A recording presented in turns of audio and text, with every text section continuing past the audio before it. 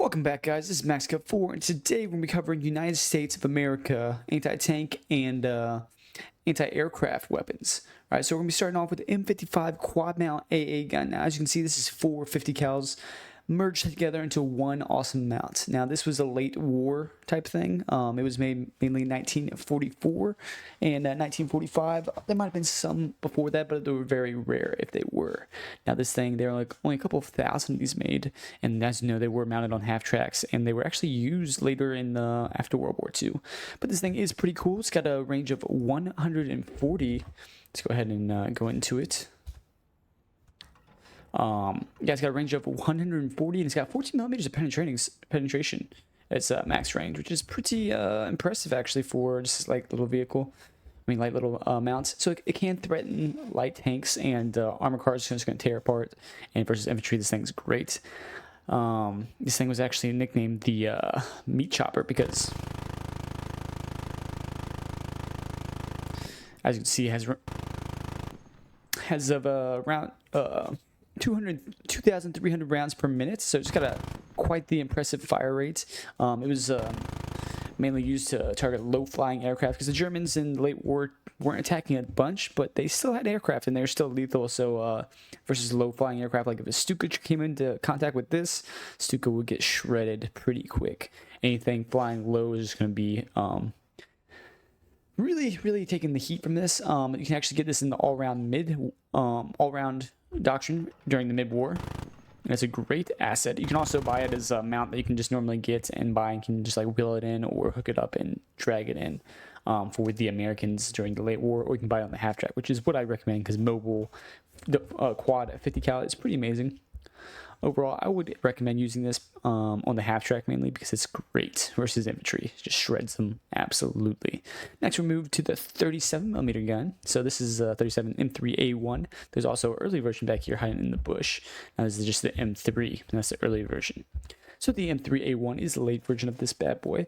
About 18,000 of these bad boys were made from 1940 to 1943. And about 42 or 43, they were retired from the European theater. As you can see, it's a small gun.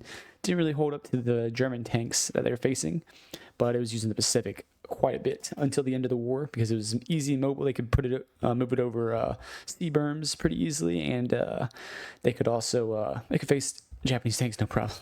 So this version has, as you can see, it has the good old what is it? AP armor piercing ballistic cap.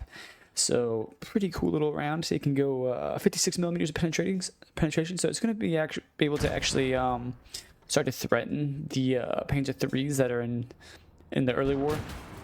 As you can see, you're getting a nice penetrating shot on the turret. Hitting the commander's cupola right there. It's got a very nice fire rate, so you're going to be able to disable these Panzer IIIs. Obviously, that's got the little better penetration because it's a late war one. The early version only has 46 millimeters of penetration, but it's still good enough to get through the armor, which is only 35 on the Panzer III turret. And then this is a Panzer III Alpha H, which is going to be one of the early war Panzer IIIs. It also has 160 range for its HE, but which is not bad. Now this gun is actually the one that was used on the Stuart and on the Greyhound, so a nice little gun. Has a pretty good fire rate, as you can see, and it's great for taking out enemy infantry. I like to use it for in the Greyhound mainly. The AT gun, if it's not the mid-bore, then I'm not going to be buying this. For mid-bore, I might buy it for just the early engagements. If I have an enemy quick early tank, then I'll use this, or I'll buy a Greyhound, have a mobile version of this. But it's a nice little anti-tank gun, fires very quickly, but as you can see, it gets outclassed pretty quickly while you get a late war. Try to keep it up, but it's just not as good. Next, moving on to the 40mm Bofors. I think it's Bofors, I'm not sure. Bofors. This thing is a freaking legend. So this is actually a Swedish weapon. They were made on license from 1941 to 1945. The Americans actually started making them, started production of them just before they got the authorization to make. But it's got 4 rounds. Clips of HE and armor-piercing ballistic cap. And the armor-piercing ballistic cap has 42 millimeters of penetration. So during the when it first gets called in, and in the early war, this thing is kind of a menace to face.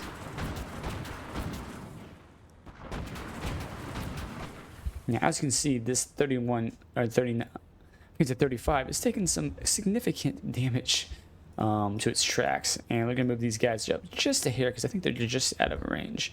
But we're gonna go over to our where's the bad boy at? You know, go ahead and fire off.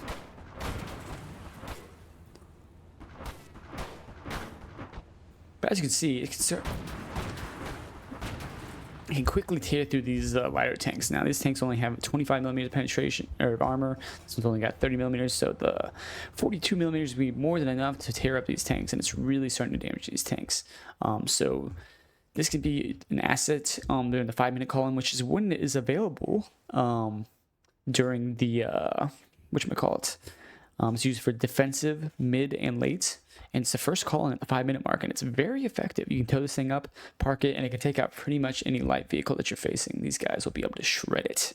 I really like it because it's 160 range for armor piercing, and it's high explosive, and it's only got like a 1.5 second reload for the 4-round clip. So this thing, it has a good rate of fire, and it's going to be able to shred infantry, shred light vehicles.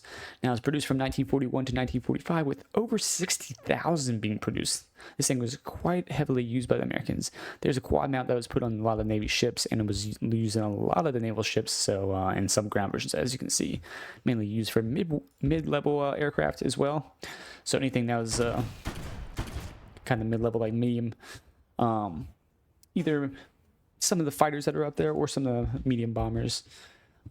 It's a nice little thing to have. Once again, works in conjunction with these quad 50s to intercept enemy aircraft. Now we're going to be moving on to this 57mm M1 AT anti-tank gun. Now this was a copy of the United Kingdom's 6-pounder anti-tank gun. It's pretty much a direct copy. It was made from 1942 to 1945 with 15,000 of these bad boys being made. Now the Americans actually didn't adapt to have the awesome round that the British get, but it's still a pretty impressive specimen.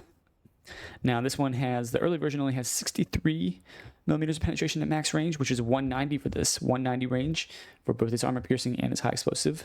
And the early version only has armor piercing, doesn't even have high explosive. 63 millimeters of penetration, kind of sad. And then the mid-war one has the regular one has the armor piercing, high explosive, but it doesn't have the fancy rounds, which is the APCR pretty much. Where's that?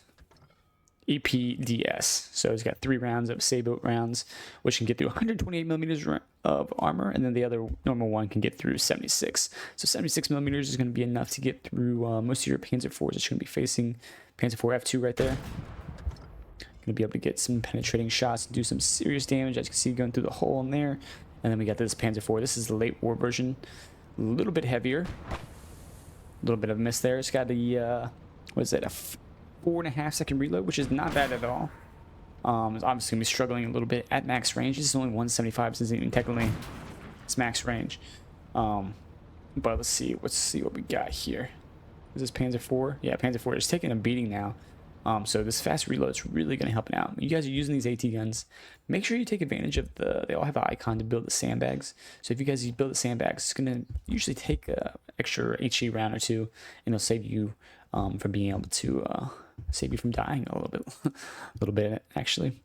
So this is a nice little AT gun. It's not bad, not great.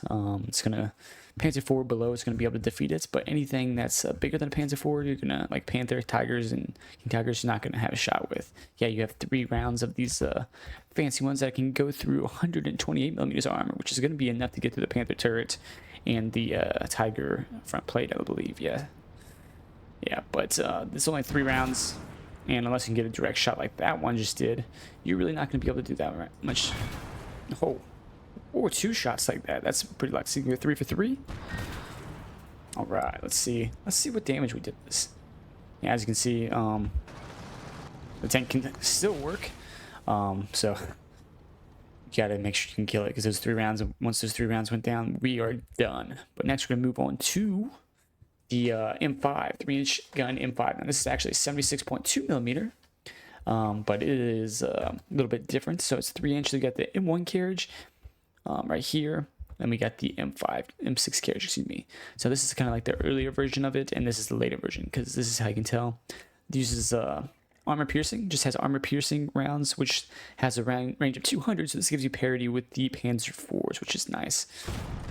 As you can see, more than enough to take out the Panzer IV during the mid-war.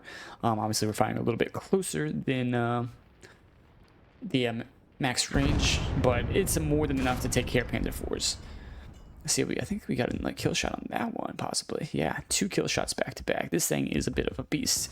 Now, this one has a penetration of 89 millimeters, which is going to be more than enough to get through your Panzer IVs at max range, considering their max armor is millimeters. Man, 2 for 2 on Panzer IVs with this gun. Nice work. Now, the M6 carriage one. Now, this one is going to be 96 millimeters of penetration. So this is going to be enough to get through some portions of the Tiger, I believe. Oh, actually, no, they're 100 millimeters, so it's going to be just under what you need. So if you can get inside the range a little bit, you can get inside the Tiger, but best luck for you. It's just going to be to track this bad boy and hope you have some friendly aircraft in the AO. And then bam.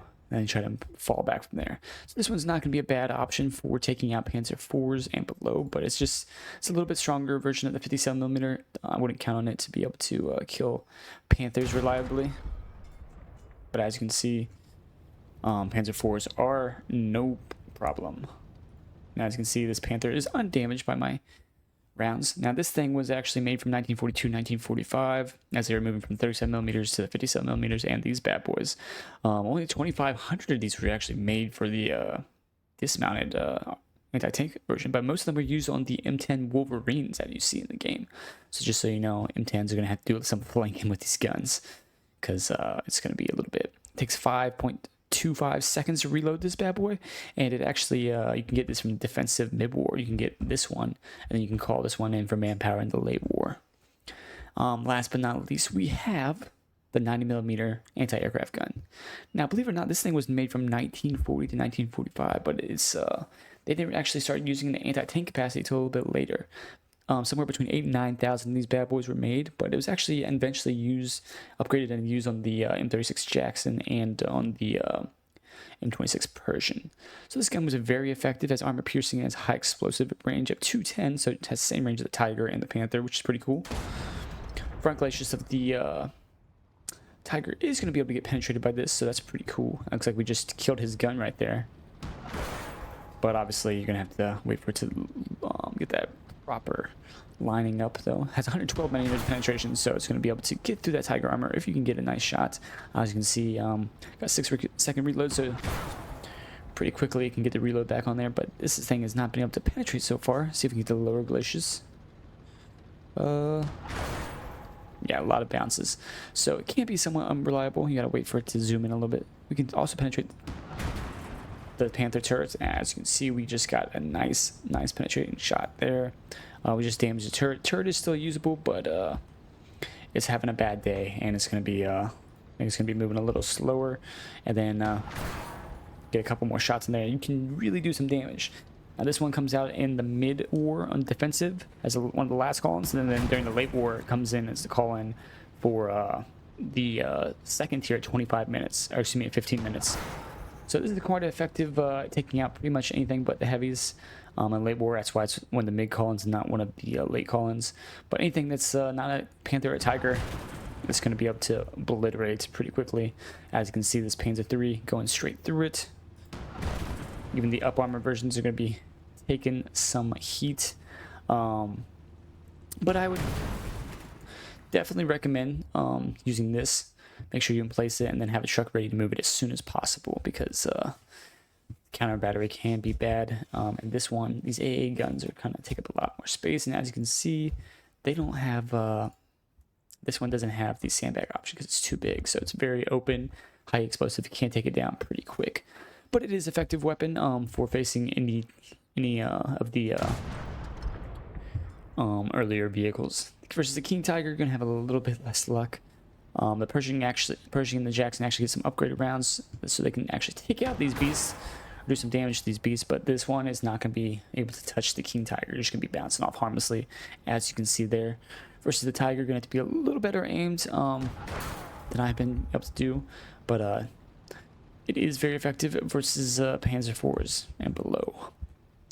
But as you can see, the United States are lacking heavy anti-tank. The M26 Super Pershing has the barrel that you're looking for to take out these units. But pretty much as the U.S., you're going to have to rely on the flanks and getting the upgraded 9mm version on the Jackson and on the Pershing to take out these super German heavy tanks. And you might even have to get flanks even then. But hope you guys enjoyed this guide. Leave a like if you enjoyed it and subscribe if you want to see more. And once again, thank you for my paying members for making this all possible. And I'll see you on the next one.